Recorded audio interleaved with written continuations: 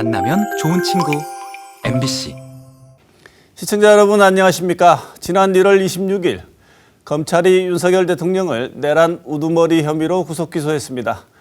내란 사태 발생 54일 만의 일로 현직 대통령이 재판에 넘겨진 것은 헌정사상 처음입니다. 수사와 체포 당일 단 한 차례 공수처 조사를 제외하고 모든 수사를 거부한 윤 대통령은 설 연휴에도 메시지를 내면서 지지층 결집을 통해 위기를 피하려는 모습입니다. 오늘 시사호는 윤 대통령의 옥중 정치와 향후 형사 헌법재판 흐름을 비롯한 여야 정치권 행태를 중점적으로 분석해 보겠습니다. 먼저 오늘 함께 하실 두 분 패널 소개합니다. 천용길 시사평론가 나오셨습니다. 어서 오십시오. 네, 반갑습니다. 민변 대구지부죠. 강수영 변호사 모셨습니다. 어서 오십시오. 안녕하십니까?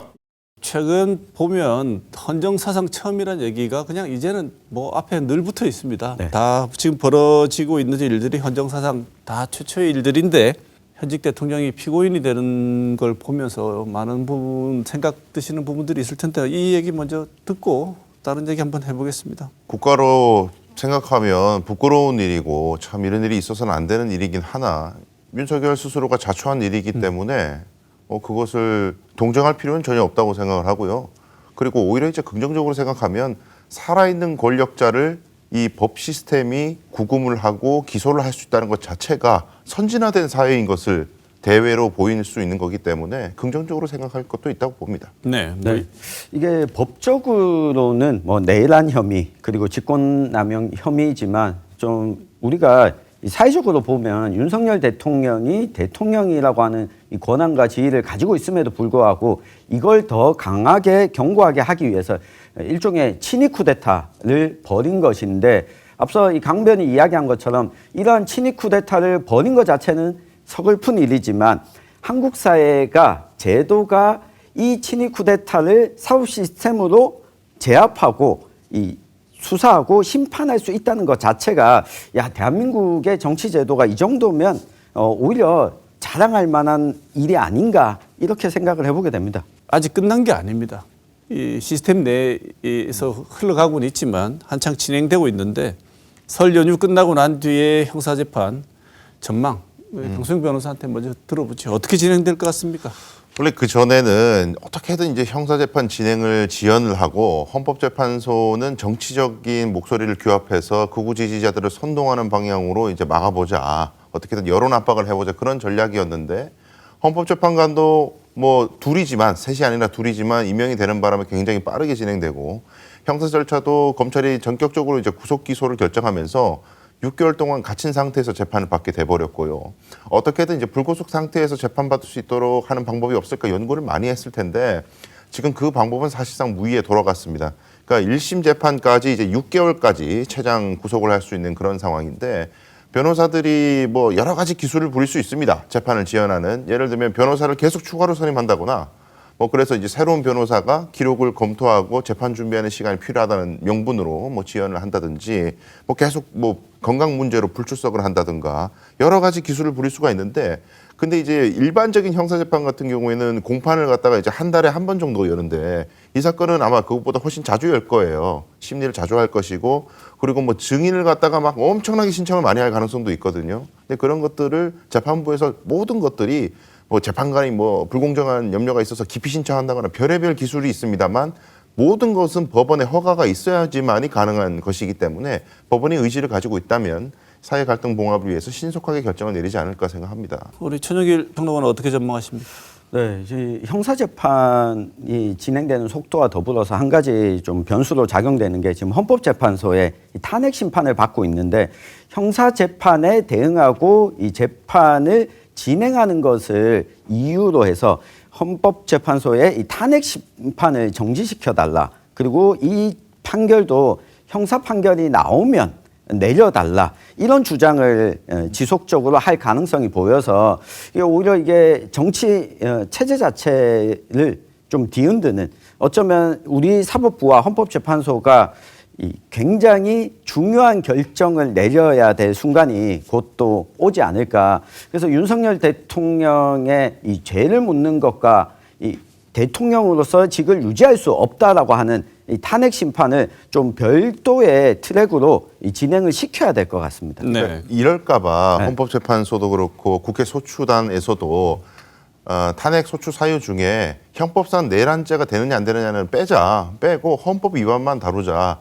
이런 식으로 정리를 했던 것인데 우리한테 지금 대구 시내 제일 많이 걸려있는 현수막이 민주당의 사기 탄핵에 우리가 속았습니다. 이런 식으로 막 지금 국민의힘에서 대응하잖아요. 내란죄를 뺀 건 사기다. 사기 탄핵이다. 처음부터 탄핵 사유가 없는 거다.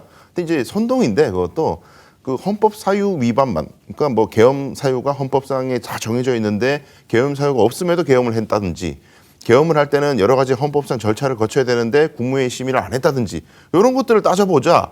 이제 그렇게 정리가 된 거거든요. 그래서 형사재판 결론을 보고 탄핵 심판하자 이렇게 못하도록 다 가지치기를 한 거예요 지금. 네. 그래서 아마 어려울 거예요. 다른 그렇게 생각하시는 분들의 얘기를 들어보면 또 있어요. 그 얘기를 윤 대통령이 많이 이제 하고 계시죠. 옥중에서 구속 기소 다음 날 아주 이제 비장한 얘기를 합니다. 각오하고 시작한 일이다. 이 당당히 대처하자 국민들에게 이렇게 얘기를 했는데 이 비슷한 얘기들 지금이 끝이 아니고 계속 옥중에서 나올 것 같습니다. 이런 옥중 정치의 일환인 것처럼 보이는데 이 메시지의 방향과 파장 전용기 평론가 어떻게 평가하십니까? 그러니까 이게 뭐 최근 여론조사 결과들이 나오면서 윤석열 대통령에 대해서 일종의 뭐 동정 여론이 조금씩 형성되고 있는 것은 사실입니다. 그런데 여기에 대해서 국민의힘 정치인들, 특히 이 국회의원들이 적극적으로 좀 동조하면서 힘을 얻은 것 같은 이 모양새이긴 한데 탄핵 심판 결정이 나오고 나면 이러한 분위기는 어느 정도 또 자연스럽게 꺼질 수밖에 없다라고 봅니다. 지금의 국민의힘 국회의원들 이 내란을 옹호하고 있는 의원들은 본인들이 윤석열 대통령에게 충성하고 있는 것이 아닙니다. 이 본인들의 정치적인 입지를 강화하기 위해서 이 국민들에게 특히 부정선거 여론이나 뭐 이런 것들을 퍼뜨리고 있는데 이걸 좀 윤석열 대통령이 메시지를 내더라도 단호하게 좀 끊어주는, 특히 국회의원 다수를 보유하고 있는 우리 대구 경북 지역에서 이걸 끊어주는 게 무엇보다 저는 중요하지 않나 싶습니다. 네. 항변 보시기에 다른 여러 메시지들이 나왔는데 또 당당히 대처하자. 이게 또 조금 그러니까요. 그게 안 맞는 말들이 한두 개가 아닙니다만 이 말도 좀 안 맞는 것 같은데 어떻게 보십니까? 근데 일단 당당하게 대처하자라는 말의 그 맥락이 이제껏 이제 싸우자라는 여전히 이제 그 갈등 분열 상황을 이용해서 그나마 신락같이 자기가 잡을 수 있는 정치적 카드. 그러니까 법적으로는 지금 돌파해 나갈 수 없다는 걸 본인이 알아요. 내란죄에서도 못 벗어나고 탄핵도 사실상 인용된 것이 거의 99% 지금 넘어가 있는 상황이거든요. 형세를 알고 있습니다. 그러니까 붙잡을 수 있는 것은 정치적 선동과 여론 압박이다. 이거밖에 없다는 생각에 그런 말을 한다고 보고 좀 이제 개인적으로 상당히 좀 언짢은 부분은 각오하고 시작한 일이라면은 빨리 들어갔었어야지. 자꾸 그렇게 경호처 직원들 동원해가지고 영장 집행을 막고 법원도 비난하고 불법이라고 비난하고 법원 영장에 대해서도 우리 사법 시스템 자체를 부인하고 지금 있잖아요. 그런 모습을 보였으면서 최대한 도망가려고 하다가 경호처 직원들이 지시에 따르지 않고 선량한 양심가들이 양심에 따라서 지시를 거부하니까 마지못해서 들어가 놓고 뭘 그렇게 당당한 척을 하고 있는지 굉장히 언짢습니다. 저는. 네. 헌법상의 권한으로 계엄을 선포했다. 유혈 사태 없었는데 내란 아니다. 어떻게 내란이 될 수 있느냐. 이렇게 주장했는데 먼저 변호사로서 어떻게 보십니까? 뭐 갈수록 태산입니다. 하여간 참 제가 정말 이건 안타깝고도 우스운 일인데요. 자백한 거예요. 내란이라는 것을. 왜 그러냐면 자 지금 내란이라는 것에 대한 정확한 대법원의 판결이 난 적이 있는데 우리 선례가 1980년도에 전두환이 비상계엄을 확대를 도모할 때 여기에 대한 단죄를 한 적이 있어요. 우리 법원이. 거기서 비상계엄을 이제 전국으로 확대를 시킬 때 계엄 사유, 헌법에 정한 계엄 사유가 없음에도 불구하고 계엄을 확대시키는 것 자체가 내란이라고 이미 판단을 했습니다. 왜 그러냐면 계엄이라는 것은 국민들의 기본권을 근원적으로 박탈하는 조치예요. 비상조치이기 때문에 만약에 헌법에서 정한 사유가 없음에도 극단적인 조치를 취한다면 헌법상 기관들의 권력 행사가, 권능 행사가 사실상 무력해지는 그런 상황들이 초래된다. 그래서 사유 없는 계엄은 곧 내란이다라고 정리가 된 상황인데 유혈 사태가 없었는데 어떻게 내란이냐. 이런 말은 과거에 무슨 12.12 사태라든지 5.16이라든지 그런 걸 자꾸 생각하는 것 같아요. 우리 법원이 선언하고 있는 내란은 무력을 동원해서 혹은 폭동을 통해서 헌법상 국가기관의 기능을 못하도록 하는 것. 그게 내란입니다. 국회도 헌법상 기관이고 국회의원 개개인도 독립된 헌법기관이에요. 국회의원들은 못 들어가게 막고 국회 그 계엄 해제를 못하도록 막으려고 군의를 출동시켜서 창문을 깨고 들어가고 그런 행위 자체가 일련의 내란으로 다 평가되는 것이지 사람이 다쳐야만 내란이다? 이건 기상천외한 얘기예요. 전혀 법이론하고 안 맞는. 그런데 대외적으로 아스팔트에 있는 사람들에게는 굉장히 설득력 있는 선동구호가 되는 거죠, 이게. 서울에 홍준표 대구시장님이 MBC에 나오셔서 정리를 해주셨어요. 어떤 내용이었냐면 박정희 시절에 10월 유신을 했어요. 이거지. 그때 국회를 정지시키고 해산시키고 헌법을 정지시키고 그게 내란죄예요. 예, 홍준표 시장님이 이렇게 이야기를 하셨거든요. 이 국회의 기능을 정지시키고 헌법을 정지하고 이 국회의원들이 국회로 들어가는 것을 군인들이 막고 이것이 바로 내란죄가 될 수 있다. 특히 현직 대통령도 내란죄의 당사자가 될 수 있다. 그런데 왜 처벌을 안 받았냐? 이게 당시에는 성공했기 때문에 당시 처벌하지 못했지만 이후에는 충분히 내란 혐의로 인정이 된다고 홍 시장도 인정을 한 거예요.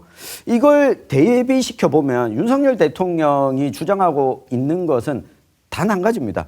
실패했는데 왜 처벌하냐라고 하는 이 주장인데 우리가 이 살인이나 폭행의 경우에도 의도를 가지고 그 행동을 했을 때는 완성되지 않더라도 처벌하지 않습니까?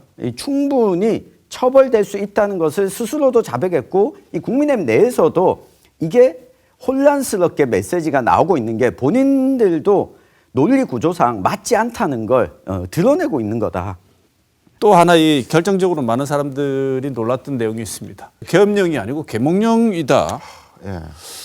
계몽령이다. 그다음에 의원이 아니라 이 요원을 빼내라고 한 것 아닙니까? 그런데 이렇게 탈바꿈을 시켰다 이런 얘기를 하던데 네.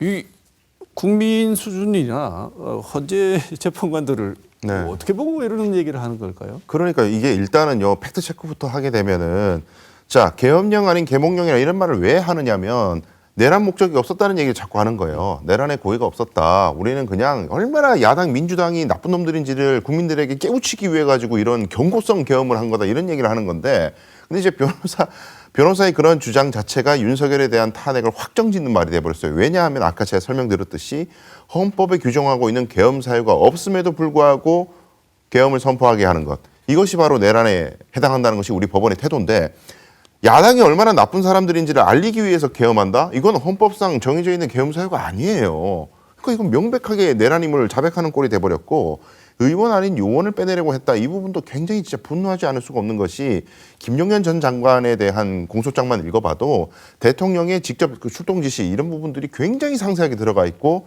검찰이 그렇게 기소장을 작성할 때에는 진술 증거 플러스 카톡 같은 것도 많이 들어가 있어요. 그때 출동했던 그 군인들 간의 출동조의 카톡방에 보면은 지금 임박했다, 계엄 해제가 될 것 같으니까 빨리 들어가서 일단 체포 명단 다 일단 없다는 걸로 하고 3명, 우원식, 이재명, 한동훈 3명만 빨리 끌어내. 이런 식으로 지시하는 카톡들이 다 들어가 있거든요. 그리고 곽정구원 특전사령관이 이미 얘기했죠. 언론에 나와서도 들어가서 다 잡아오라고, 끄집어내라고. 근데 이런 것들을 만약에 대통령이 나는 요원 끌어내라고 했지 의원 끌어내는 한 적이 없다. 이런 말이 무슨 말이냐면은 거기 출동했던 군인들 전부 반란죄예요. 그러면 대통령 지시하고 다르게 국회의원을 갖다가 잡아 끌려고 체포하려고 했다? 군 헌법상의 반란죄고 이거는 사형이에요. 그러니까 자기 살자고 지금 거기 출동했던 군인들을 갖다가 반란죄로 만드는 이런 행태를 보이고 있다는 거. 그 말 변호 자체가 사실 그렇게 만들고 있는 거죠. 그렇죠. 뭐 바이든 투를 하려고 요원이라고 했는지 모르겠는데 최정길 평론가는 이거 어떻게 보셨습니까? 그러니까 뭐 두 가지 목적이 있어 보입니다. 한 가지 목적은 우선 헌법재판소 탄핵 심판을 받는 와중에 사실관계를 다투면서 시간을 지연하고자 하는 의도가 있는 것 같습니다. 그러니까 내가 했던 말이 사실 의원이 아니라 요원이었다라고 하면 그걸 또 확인해 봐야 되지 않냐. 어떻게 들었냐. 실제 지시받은 사람은 저는 의원이라고 들었습니다. 그러면 그 들은 게 잘못된 거다라고 하는 사실관계를 다투면서 이 시간을 지연하고자 하는 일종의 전략적인 목적이 한 가지가 있는 것 같고요. 이 두 번째는 정치적 수사죠. 이 계몽령이라고 하는 것은 우리나라 헌법 체계 안에, 법률 체계 안에 없습니다. 자, 비상 계몽령을 선포하겠습니다라고 할 수 있는 게 없습니다.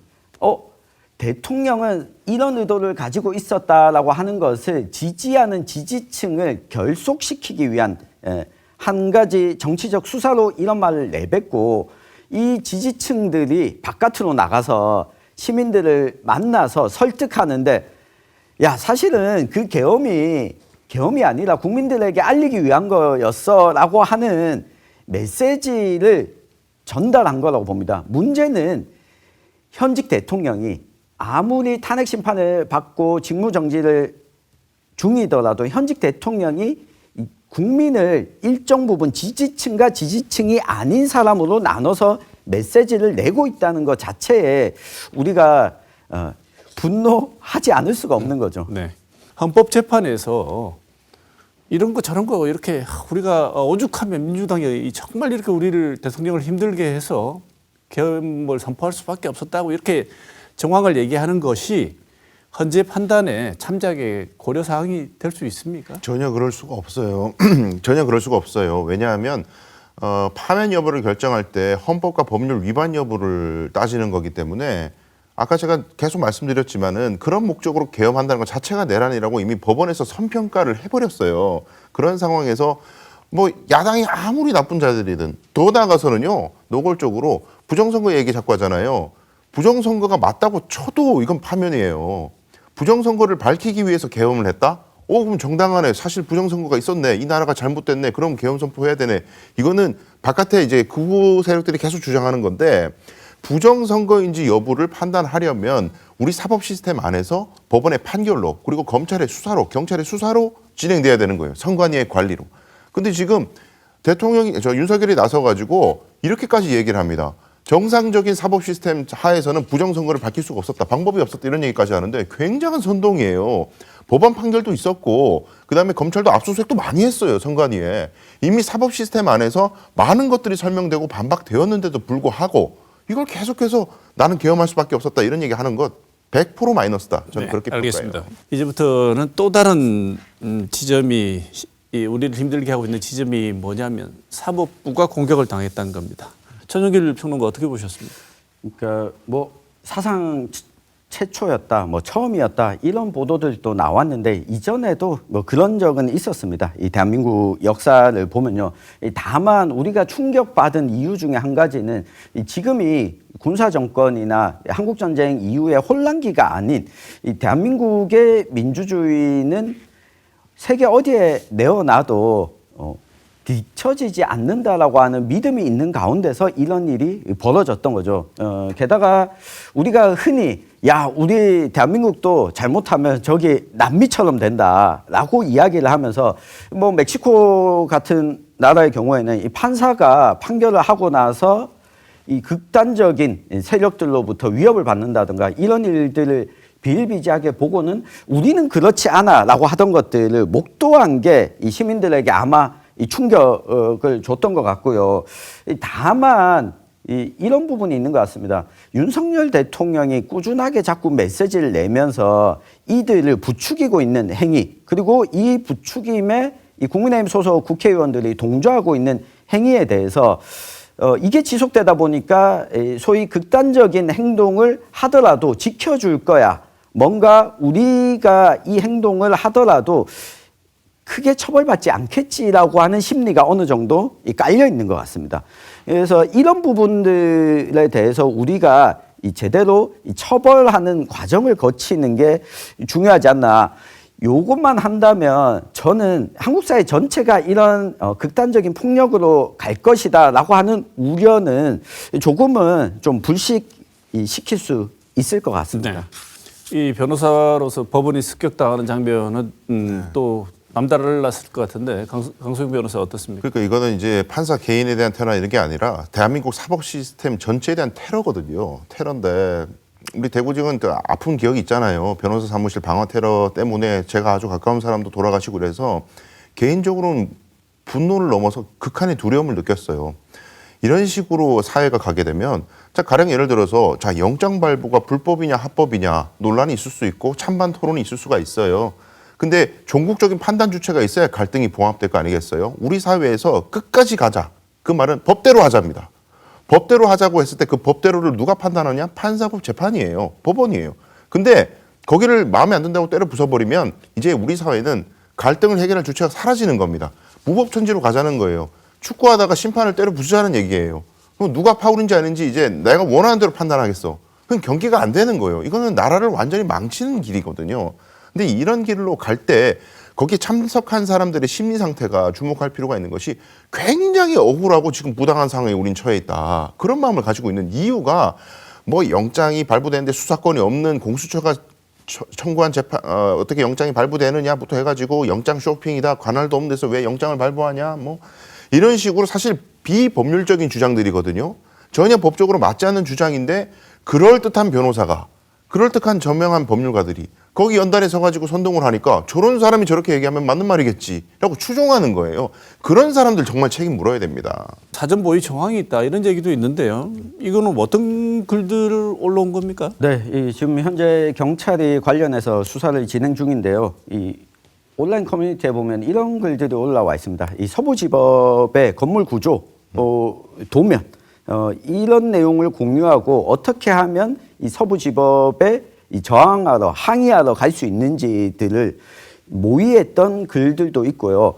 국민 저항권이기 때문에 이 서부지법에 대한 우리의 항의는 정당하다라고 하는 글도 있고 이 글이 있으면 여기에 댓글도 달려 있지 않습니까? 그러니까 복수의 아이디를 가지고 있는 사람들이 지속해서 반복적으로 관련한 글을 올리고 행동을 부추기는 댓글까지 모두 확보가 되고 있어서 이 수사가 진행되면 어느 정도 윤곽은 드러날 것 같은데 단순히 서부지법을 이 습격한 폭동이 우발적으로 일어난 일이 아니었다. 이 배후에 누가 있고 이걸 누가 부추겼는지 앞서 강 변호사가 이야기한 것처럼 온라인에서 이걸 부추긴 사람들과 오프라인 연단에 서서 법적으로 문제가 없다라고 연단에 서서 이 선동한 사람들이 연결되어 있을 가능성도 여전히 존재한다. 이 부분의 고리를 밝혀내고자 이 온라인 커뮤니티를 수사를 시작하게 된 겁니다. 네.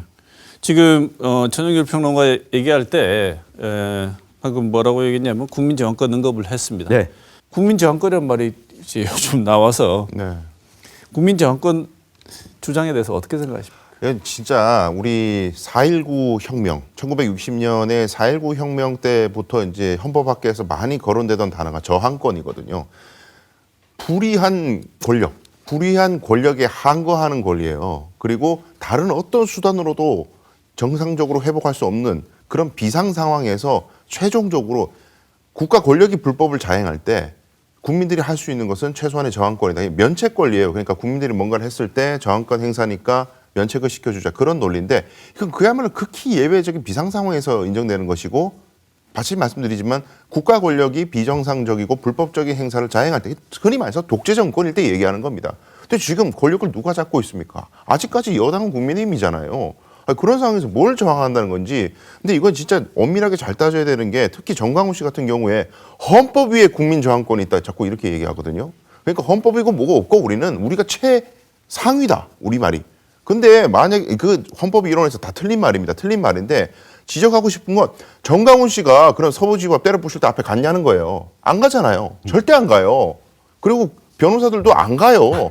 그리고 국회의원들도 관저 앞에서 뭐 체포영장 맞겠다고 사진 몇 방 찍고 가요 그냥. 근데 06년생 이런 어린 친구들이 가가지고 막 불 지르고 이런단 말이에요. 지금 불 붙이려다가 잡히고 이러잖아요. 비겁하게 짝이 없다는 거예요. 책임지지도 못하면서. 굉장한 선동입니다 이건. 네. 그러니까 강변이 이야기한 것처럼 헌법 위에 국민 저항권이 있다. 이것 자체가 넌센스인 게 헌법에서 국민을 규정하고 있습니다. 그러니까 헌법 위에 국민 저항권이 있을 수가 없고요. 그리고 이 이야기를 하는 이유는 무엇보다도 지금 극우들이 주장하는 것에서 20대, 30대들 혈기왕성한 이들을 부추기는 용도로 저는 이 국민저항권이라는 용어를 가지고 왔다고 생각합니다. 이 독재 정권 시기에 민주화 운동을 했던 당시를 떠올려 보면 그때도 민주화 운동의 이 주축들이 20대, 30대가 많았습니다. 뭔가 이 불의에 항거하거나 행동으로 옮길 수 있는 이 열기, 혈기가 있는 사람들이거든요. 그러니까 이들에게 야, 저항권이 있으니까 이거는 정당한 거야라고 이 부여를 해주는데 사법 체계 안에서 분명히 할 수 있는 것들이 있고 이 권력은 여전히 존재하고 살아 있는데 저항권이라고 하는 것.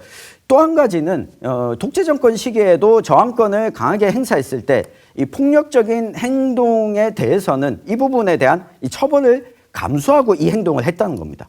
그런데 국민 저항권이 있으니까 폭력적 행위를 하더라도 이거는 성찰이나 처벌을 당할 필요도 없다라고 이야기하는 것 자체가 저는 말이 안 맞다.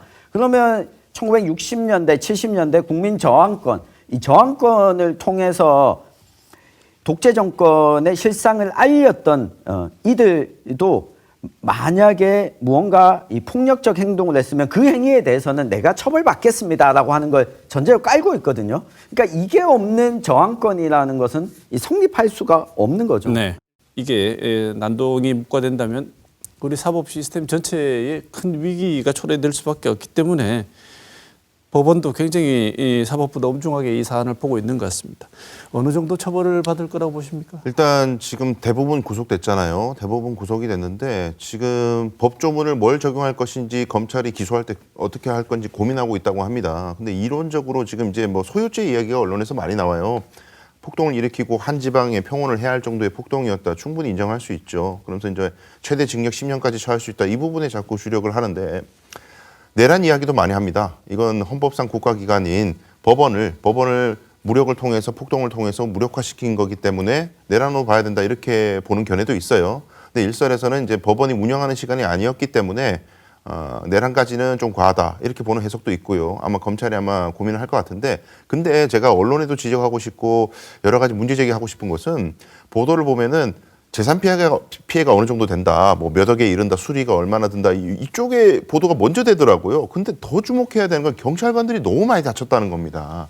이 과정에서 심하게 다치신 분도 있어요. 수십 명이 다쳤다 이런 보고까지 있는데 이렇게 되면 특수공무방해치 상죄가 되고요.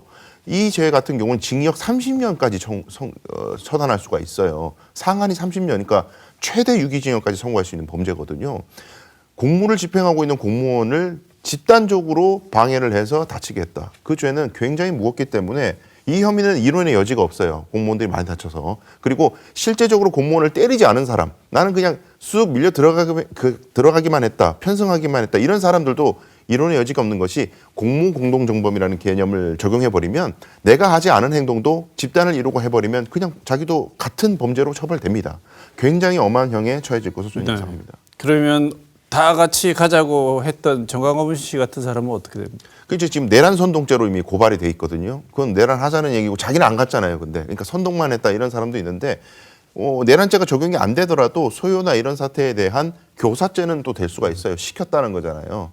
강한 처벌을 받을 것은 확실히 예상된다 이렇게 말씀을 주셨는데 이번 일을 통해서 또 다른 보이지 않는 무형의 피해는 사법부에 대한 불신입니다. 윤 대통령이나 김영현 변호인단들은 뭐 궁지에 몰려서 무슨 뭐 어떤 얘기든 해볼 수 있는 얘기면 다 한다고 이제 우리가 받아들인다고 하더라도 국힘당 내부에서 사법 체계의 신뢰를 훼손하는 듯한 발언들을 내놓는 거는 왜 그런 겁니까? 전용길.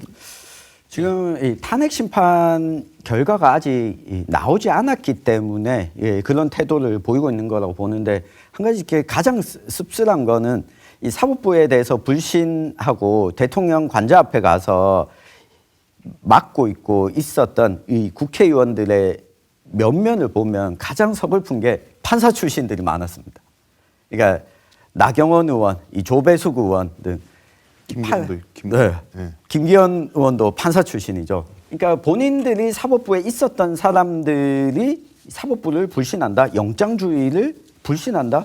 이것 자체가 좀 이율배반적인 행동이고 이런 모습을 저는 윤석열 대통령 탄핵에 반대한다라고 하는 국민들, 시민들도 좀 보셨으면 좋겠어요. 저렇게 이 사법부에 있던 사람들 그리고 고위직에 있던 사람들 이 사람들은 뭔가 처벌이 이루어질 것 같은 국면에서는 다 빠집니다. 사법부를 불신하고 있는 것이 아니라 정치적인 메시지, 행동만 하고 있는 것이지 본인들이 어떤 우위를 가져갈 거냐만 생각하는 거지 실제로 그런 생각을 하는 것이 아니다라는 걸 좀 알아주셨으면 좋겠고요. 앞서 우리 교수님께서 이야기하신 내용을 보면 이 국민의힘 의원들도 변화 양상이 나타나고 있습니다. 그러니까 애초에 탄핵에 반대한다라고 이야기했던 인원수가 조금씩 늘어나고 있는데 근데 이 사람들 중에 상당수가 대권 조기 대선을 준비하거나 조기 대선을 염두에 두고 있는 분들이에요. 앞뒤가 맞지 않습니다. 때문에 국민의힘 의원들이 이렇게 행동하는 것은 이후에 본인들의 이 정치적 행보 때문으로 우리가 해석할 수밖에 없다. 그래서 시청자 여러분들께서도 이 국민의힘을 진짜 지지한다면 앞과 뒤가 다른 행동을 하는 자당의 국회의원들이 아니라 이 앞과 뒤가 같은 행동을 하는 당의 의원들과 정치인들을 응원해 주는 것이 오히려 더 이 긍정적일 수 있겠다. 네. 판사를 했던 사람들이 사법부의 행동을 저렇게 얘기를 하는 걸 보니 얼마나 잘 알고 있는 사람들인데 저렇게 얘기하는 거 보니 저건 정말 문제가 있어서 저러는 거다. 그렇죠. 이렇게 볼 가능성이 있지 않습니까? 맞습니다. 강승 변호사는 어떻게? 그래서 아까 제가 말씀드렸듯이 법조인 출신인 사람들이거나 유력한 법조인들이 저렇게 말도 안 되는 이야기를 하는 것이 굉장히 큰 처벌을 받을 필요가 있다는 거예요. 그리고 지금 이제 짚어야 될 것이 사법부 불신을 한다는 것이 변호인들이요 재판에서 이길 생각을 한다면 이런 행동 절대로 할 수가 없어요.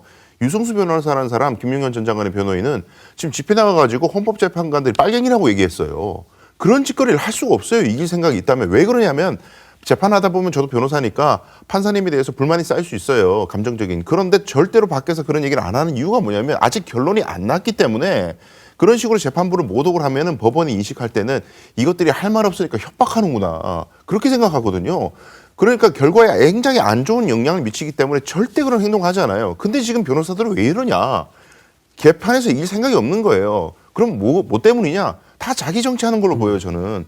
본인들이 다 정치의 꿈을 꾸고 있고 정치를 하지 않더라도 변호사로서의 사회적 영향력을 키우기 위해서 한낱 밖에서 지금 목소리 내고 있는 극우 지지자들의 환호와 박수가 나한테 조금 오지 않을까라는 기대 속에서 사법부를 망가뜨리면서까지 자기 이익을 위한 행동을 한다. 저는 그렇게 평가해요. 그러니까 이게 구체적으로 저는 두 사람만 짚어서 보면요.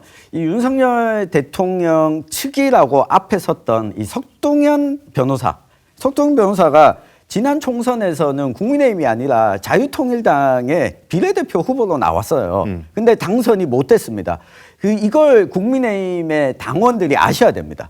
그러니까 본인이 소위 말하면 그 아스팔트 우파들 사이에서 조금 더 지지를 얻어보겠다고 지금 윤석열 대통령 탄핵 심판 와중에 변호인을 자처했지만 본인이 또 재판정에는 나오지 않아요.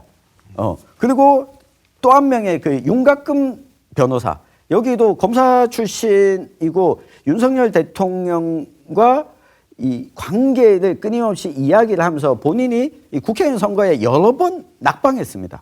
아, 이때가 나의 정치적 기회다라고 하는 것이 고스란히 드러나 있다고 보시면 좋겠습니다. 네. 자, 짧게 오늘 질문 하나 한번 드려보고 싶은데요. 네. 대한변협 같은 경우에 많은 분들이 궁금해하실 것 같은데 변호사가 헌법재판소 재판관들 빨갱이다 이렇게 얘기하면 변호사 자격 정지 사유 아닙니까? 징계 사유돼요. 예, 진짜 징계해야 되고요. 지금 뭐 영장에 대해서 불법이니 뭐 이렇게 법원을 모독하는 발언을 한 변호사들은요, 이 사법 체계 자체를 파는 깨는 행동을 한 거기 때문에 저도 실제로 그거 주장하고 있어요. 대한변협 뭐 하냐 도대체. 아니 예. 약간 그 구체적인 징계까지는 안 가더라도 경고 정도는 할 사안인 것 같은데 뭐 경고도 안 나와서 궁금해하시는 분들이 있어서 제가 질문 한번 드려봤습니다. 자, 마지막으로 지금 이것 하나 짚어보고 정리를 한번 해보겠습니다. 신남성연대라고 아주 강력한 세력을 형성했던 한쪽에서는 이제 더 이상 뭐 하지 않겠다 이런 얘기도 한 것 같은데 집회에 나가지 않겠다 이런 얘기를 한 것 같은데 이런 이탈 현상 어떻게 보십니까? 뭐 우선은 아주 단순하게 보면 이 극우 세력이 집단화되어 있다라고 이야기를 많이 하는데 가장 큰 목적인 이 돈벌이 수단으로서는 같은 편이라고 생각했던 사람도 나의 돈벌이에 해가 된다면 충분히 언제든 갈라설 수 있다는 걸 보여주는 아주 극명한 사례인 것 같습니다. 특히 이 정광훈 목사의 경우에는 본인 집회에 참석하지 않고 다른 집회에 참석한 이 전한길 씨에 대해서 강하게 아주 또 비난을 했거든요. 이유인 즉슨 왜 거기 가서 신도들이 헌금하도록 하느냐인 거예요. 그러니까 신남성연대도 유튜브와 온라인 커뮤니티를 기반으로 해서 여러 이 재원들을 확보해서 운영하고 있는데 야 보니까 우리가 이렇게 법원에서 폭동을 벌이고 위험한 상황에 처했는데도 우리를 위한 변호사 비용을 모금한다거나 하는 걸 저쪽에서는 안 하고 있는 거죠. 그러니까 이것들이 보여주는 게 우리가 극우라고 부르지만 이들 앞장서서 선동하는 사람들은 본인의 금전적인 이득을 위해서 움직이는구나라고 하는 것을 고스란히 보여주는 사례인 거죠. 네, 이 천연길 평론가의 입장에 동의하십니까? 그렇죠. 결국에 이게 한마디로 요약하자면은 이들이 철학과 이념이 같아서 뭉친 집단이 아니라 철저한 이익 집단이기 때문에 싸움이 날 수밖에 없는 거예요. 지금 집회 연단에 있는 말들요 잘 들어보면은 서로 욕설을 얼마나 하는지 10원짜리 욕이 난무해요. 예. 탄핵 정국 우리 사회 어떤 점을 남기고 우리가 뭘 짚어봐야 되는지 끝으로 정리를 한번 하면서 오늘 시간 마무리해야 될 것 같은데요. 2017년 탄핵하고 비교를 해보면 지금 탄핵 정국은 정말 많이 다릅니다.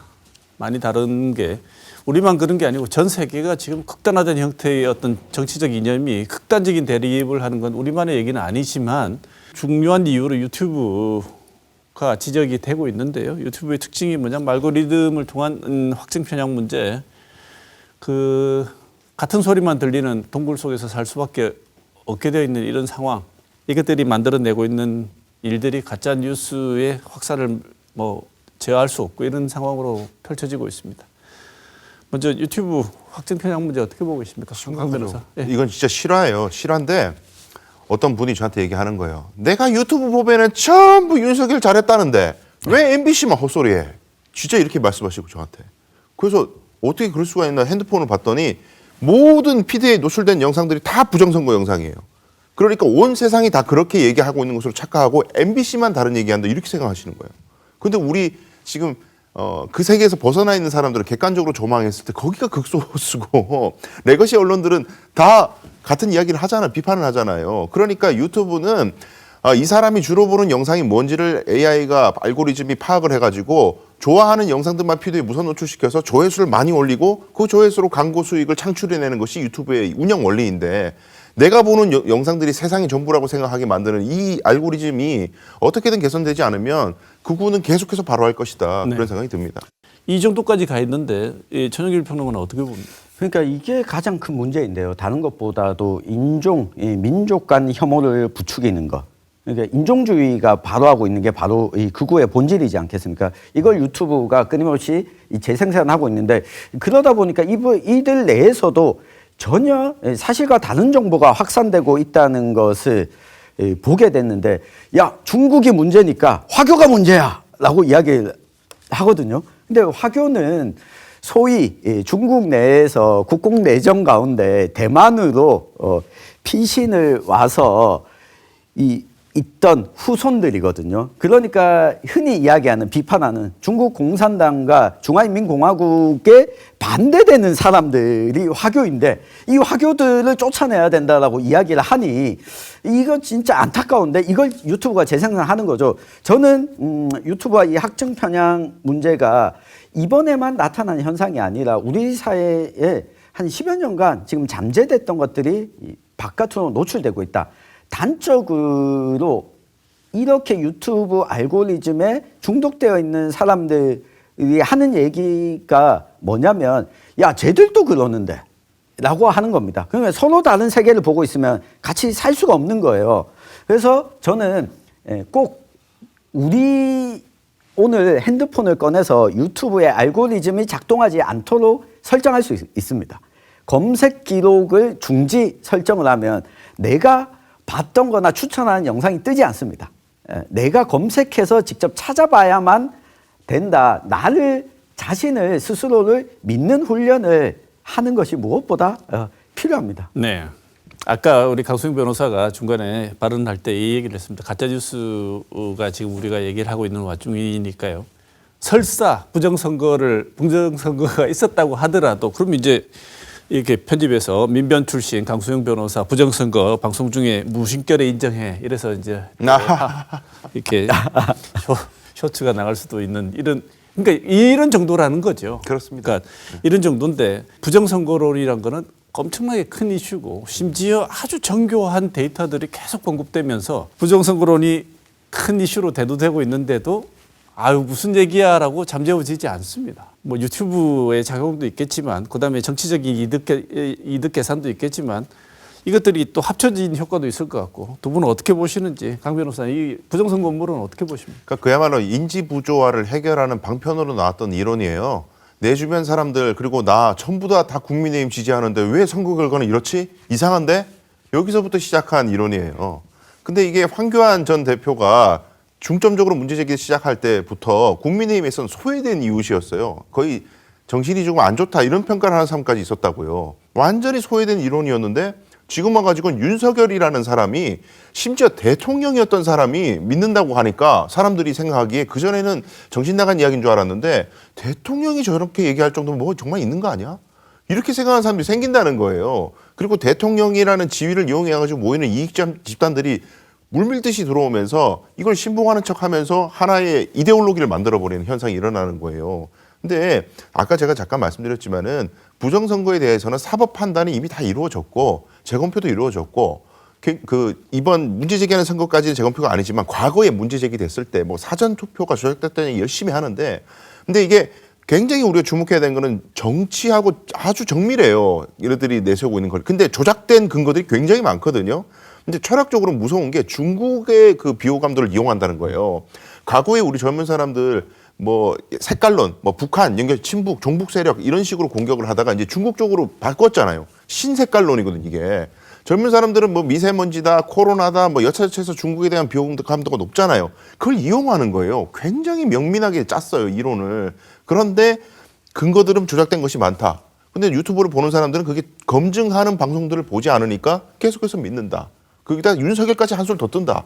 그러니까 이건 정말 걷잡을 수 없이 악화되고 있는 거죠. 그래서 또 하나만 짚고 나가겠습니다. 강 변호사 네. 부정선거 주장하는 유튜브 보신 적 있으세요? 저는 봤죠. 네. 네. 안 보시고 얘기하시면 안 될 것 같아요. 아 그럼요. 봤죠. 네. 네, 최종길 평론가도 부정선거 주장하는 유튜브 보셨습니까? 저는 많이 봤습니다. 그리고 주변에 부정선거론을 주장하는 사람들도 많이 만나봤는데요. 이들과는 토론이 불가능하다. 이게 조갑재 기자가 이렇게 이야기를 했습니다. 이 부정선거론자들과 대화와 토론을 하려고 하지 마라. 세 가지만 물어봐라.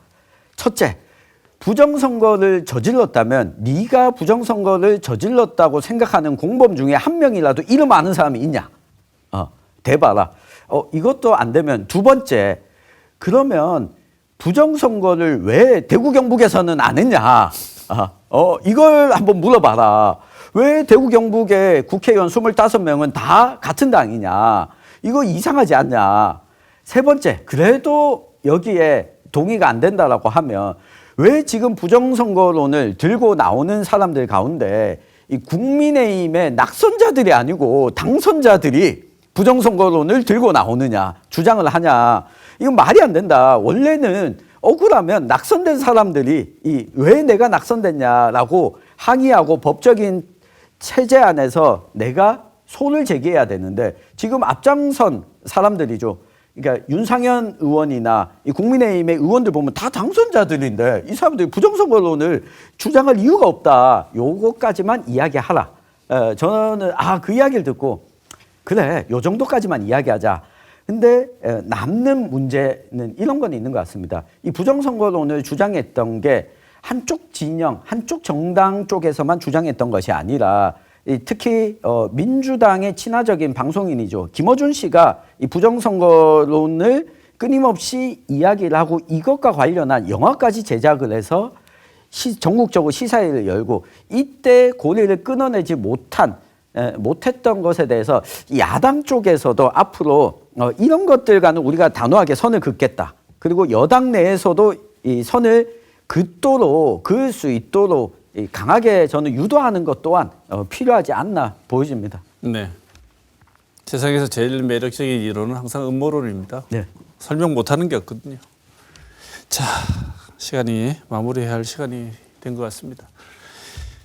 지금 아직 비상계엄으로 인한 탄핵 정국은 아직까지 진행 중입니다. 한참 세월 동안 더 많은 파장과 힘든 과정을 거치면서 마무리를 해야 될 것 같은데 가야 할 길이 멀지만 그래서 지금 우리에게 극한 대립 분열이 벌어지고 있지만 이 모든 것들 해소하고 앞으로 나아가야 될 거라고 생각합니다. 그래서 이번 탄핵 정국이 우리 사회에 남긴 것 그리고 지금 진행 중인 탄핵 정국을 어떻게 극복하고 지금 이런 분열을 다시 봉합해 볼 수 있을 것인가 두 분께 마무리 발언으로 듣고 오늘 시간 마치겠습니다. 먼저 전영길 평론가부터. 네, 저는 뭐 탄핵 정국이다, 비상계엄 정국이다 이야기들을 섞어서 많이 하는데 저는 쿠데타, 친일 쿠데타 사태다라고 정의하는 게 바를 것 같습니다.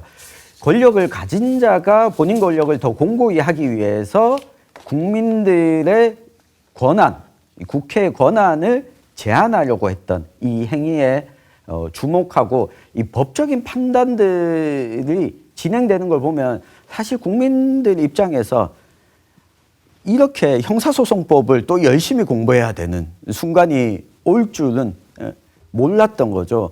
그래서 이 본질적으로 정치가 해야 되는 문제에 이번 국면을 넘어가면서 고민을 저는 하는 것이 무엇보다 필요하다. 그러니까 이 대통령 탄핵 이후에 우리가 정치 제도를 어떻게 운영할 건지 이 부분을 고민하는 시간이 되었으면 좋겠고요. 이 극단적인 주장을 하는 사람들을 밀어내는 가장 손쉬운 방법은 극단적인 반대편의 주장으로 밀어내는 것이 아닙니다. 극단적인 주장을 하는 사람들을 주류 사회 또는 정당 내에서 주류 집단이 그것은 아니야라고 단호하게 선을 긋는 방법이 가장 필요합니다. 일례로 극우에 대해서 선을 그어줘야 되는 것은 보수주의자들이 해줘야 되는 역할입니다. 저는 이들에게 이 역할을 할 수 있는 시간과 공간을 내어주는 것이 앞으로 이 정국에서 무엇보다 중요하지 않나 생각을 합니다. 네, 강승 변호사. 편은 뭐 법률가다 보니까 결국에 사회의 갈등과 봉합이 잘 되지 않고 끝까지 갔을 때에는 법원의 힘을 빌리고 법의 힘을 빌릴 수밖에 없는 것이 우리 일반 국민들의 소박한 기대입니다. 근데 지금은 끝까지 왔습니다. 갈등 양상이. 이제는 대화 타협으로 봉합할 수 있는 단계가 지났고 확증 편향에 젖어 있는 사람들에 대한 토론이 불과한 지경에 이르렀으니 결국에는 마지막 수단은 신속한 재판과 결론, 공명정대한 결론이고요. 그 결론이 났을 때 내가 생각했던 것과 뭔가 다르구나라는 걸 알 수 있는 계기가 생기는 것이니까 지금부터 가장 중요한 것은 신속한 재판이고 조기 결론이다. 저는 그렇게 생각합니다. 네. 오늘 시사호는 윤석열 대통령 옥중 정치에서 나오는 메시지 그리고 법원 공격에 따른 여러 가지 재반 사태들 그리고 앞으로의 이 지금 벌어지고 있는 탄핵 정국을 우리가 어떻게 살펴보고 어떤 점을 주목해야 될 것인지 살펴보는 시간이었습니다. 전영길 시사평론가 강수영 변호사 두 분 오늘 좋은 말씀 감사드립니다. 고생하셨습니다. 고맙습니다.